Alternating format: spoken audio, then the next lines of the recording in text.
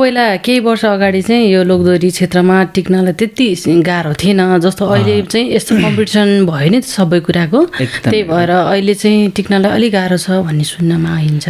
होइन, गाह्रो त छ, पहिला पनि गाह्रो थियो, त्यतिखेरको अलि पाटो छुट्टै थियो। अहिले चाहिँ प्रतिस्पर्धा धेरै छ, त्यही माथि अब अहिले चाहिँ यो विभिन्न सामाजिक सञ्जालले पनि अहिले भनिन्छ नि एउटा भनाइको के अरे ओड छ नि भाइरल भन्ने शब्द होइन, अहिले चाहिँ जो पनि कलाकार हुने भयो कि बनाइदिने भयो, हुने भन्दा पनि अरूले चाहिँ टपक्क टिपेर ल्याएर उहाँलाई चाहिँ त्यो सङ्गीतको स पनि थाहा हुँदैन होइन, सङ्घर्षको स पनि थाहा हुँदैन, गीत सङ्गीतको के हो भन्ने वास्तविकता पनि बुझेको हुँदैन।